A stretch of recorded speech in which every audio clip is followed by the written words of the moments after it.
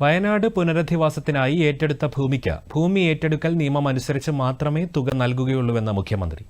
നിയമസഭയിലെ ചോദ്യോത്തരവേളയിൽ സംസാരിക്കുകയായിരുന്നു അദ്ദേഹം. ഭൂമി ഏറ്റെടുക്കലുമായി ബന്ധപ്പെട്ട് ചില ഉടമകൾ ഹൈക്കോടതിയിൽ അപ്പീൽ പോയിട്ടുണ്ടെങ്കിലും സർക്കാരിന് അനുകൂലമായ തീരുമാനമുണ്ടാകുമെന്നാണ് പ്രതീക്ഷയെന്നും അദ്ദേഹം പറഞ്ഞു. ദുരന്ത പ്രതികരണ നിധിയിൽ നിന്നും ഭൂമിക്കായി 120 കോടി നൽകാമെന്ന് ഹൈക്കോടതി തന്നെ ഉത്തരവിട്ടിട്ടുണ്ടെന്നും അത് ആശ്വാസകരമാണെന്നും മുഖ്യമന്ത്രി സഭയിൽ അറിയിച്ചു.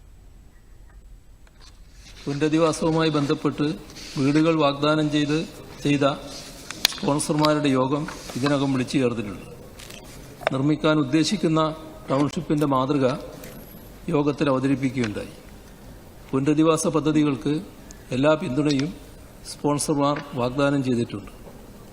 പുനരധിവാസത്തിനായി വ്യക്തികളിൽ നിന്നും സംഘടനകളിൽ നിന്നും സ്പോൺസർഷിപ്പ് സ്വീകരിക്കുന്നതിന്റെ ഭാഗമായി ഒരു സ്പോൺസർഷിപ്പ് ഫ്രെയിംവർക്കിന് അംഗീകാരം നൽകിയിട്ടുണ്ട്.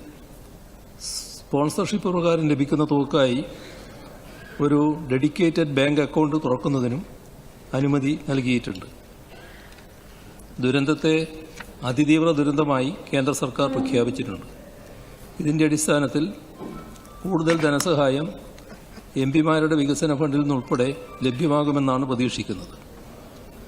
സർ സി ദുരന്തബാധിതരെ പുനരധിവസിപ്പിക്കുന്നതിനായി മേപ്പാടി പഞ്ചായത്തിലെ നെടുമ്പാല എസ്റ്റേറ്റിലും കൽപ്പറ്റ മുനിസിപ്പാലിറ്റിയിലെ എൽസ്റ്റോൺ എസ്റ്റേറ്റിലും മോഡൽ ടൗൺഷിപ്പ് നിർമ്മിക്കുന്നതിനാണ് തീരുമാനിച്ചിട്ടുള്ളത്. കിഫ്കോണിനെ പ്രോജക്ട് മാനേജ്മെന്റ് കൺസൾട്ടന്റ് എംപ്ലോയർ പ്രതിനിധിയായി നിയമിച്ചിട്ടുണ്ട്.